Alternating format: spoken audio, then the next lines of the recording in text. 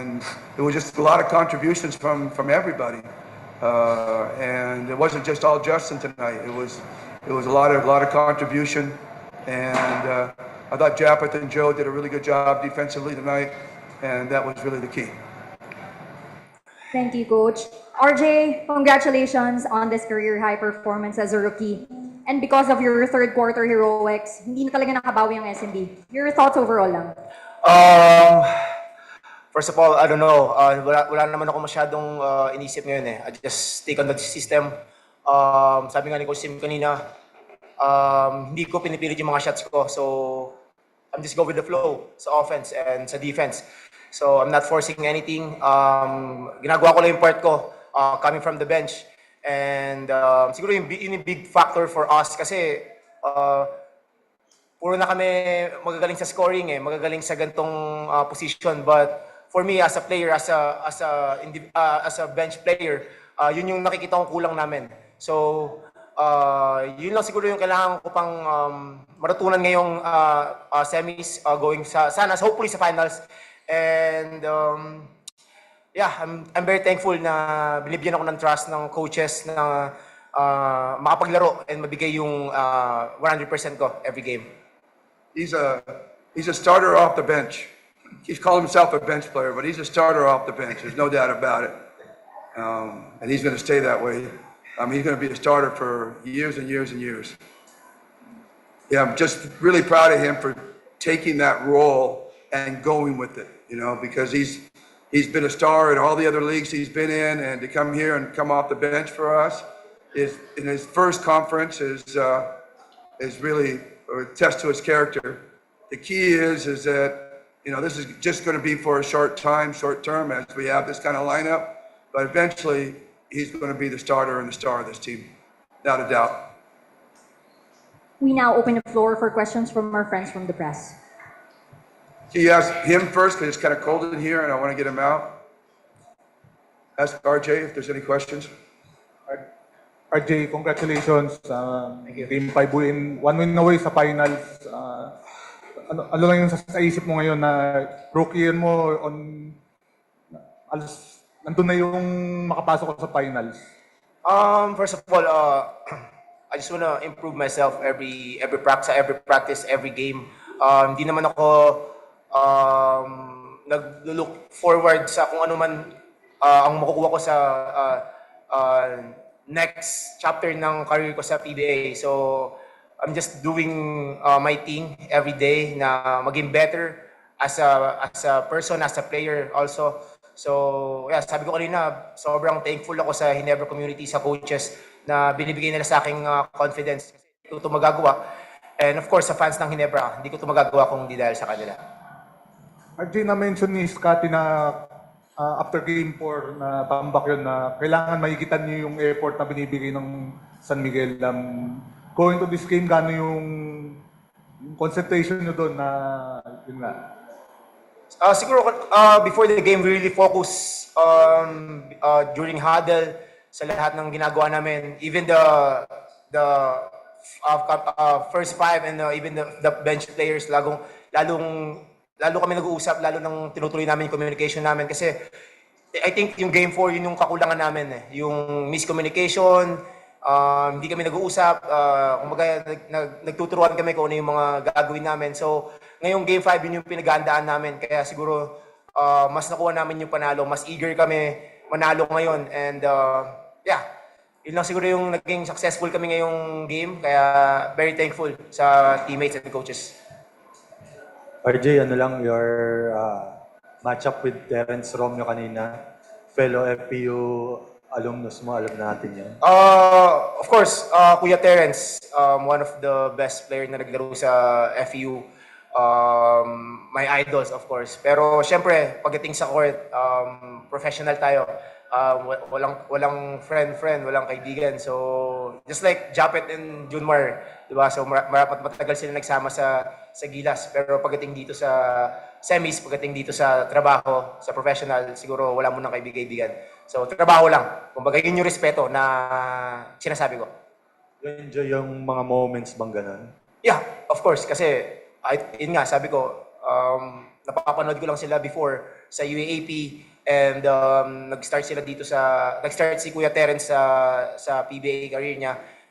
High school pa lang ako, college. So, ngayon mas challenge ako na bantayan siya, na scorean siya kasi Kuya Terence yun, idol ko yun since birth. So, yeah, yun lang.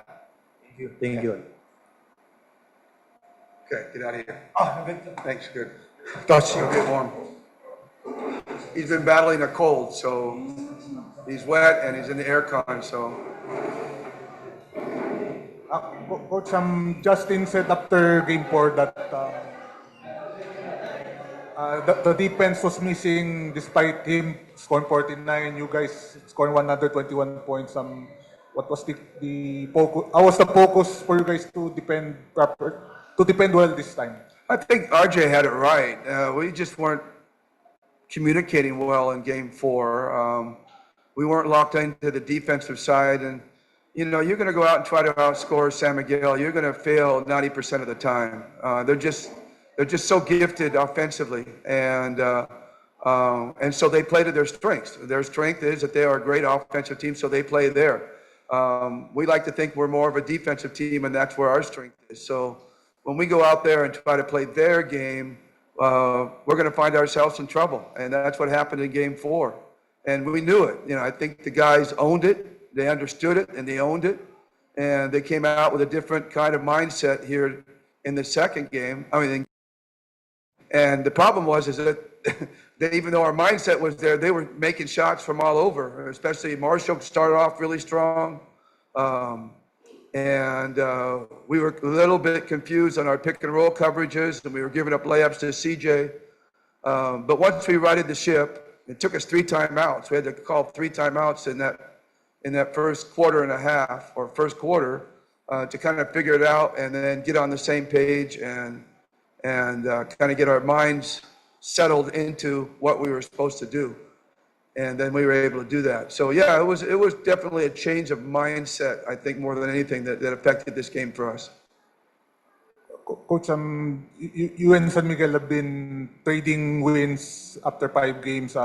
Coach George wanted to break that trend tonight, but it didn't happen. Now it's your turn to do it in game 6. That's why it's so hard in playoffs. I keep telling our team that the hardest win in a playoff is after you've won. That's the hardest win, because the other team's going to come back with adjustments, with more fire, a different mindset. Like we did today, we had a different mindset.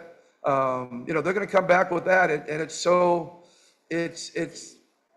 if there's 2 teams that are fairly equal, you're going to have a series like this. If you have one team that can, that's obviously more talented than the other team, then you might, get a back-to-back wins or whatever. But if you notice, a lot of times in a game 7, it's usually the team that wins back-to-back is the one that wins the series. And so we haven't won back-to-back yet. It's now flipping towards them. And I'm going to say the same thing George did. We're going to try to stop the pattern and see if we can come out and win game 6. But it's hard against a really good team like San Miguel.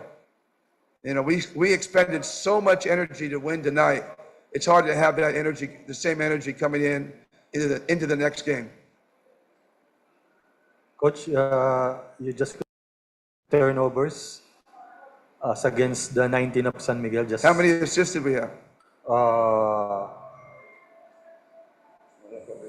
31 against 15. 31 against 6. That's really, really good. And it's not something you're going to do every night. And tonight we were able to do it. Hopefully we can come close to doing that in the next game. But that's not going to be something we regularly do. But when we do, we play a special game. And tonight we played a special game, and that was reflected in the score, that we played a special game tonight.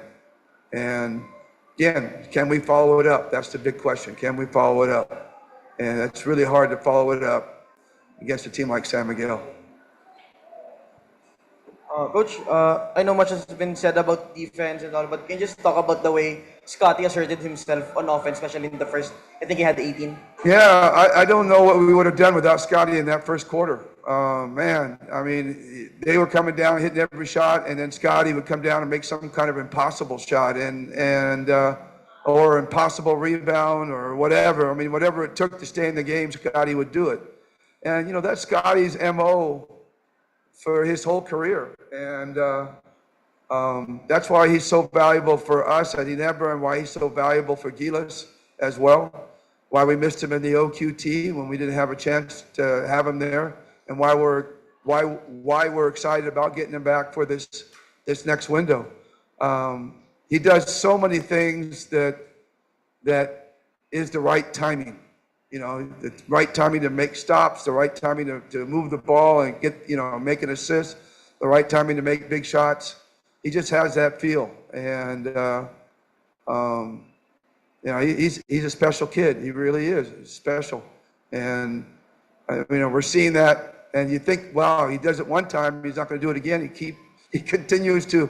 It's not just because we, as a group, our team, we kind of expect that from Scotty.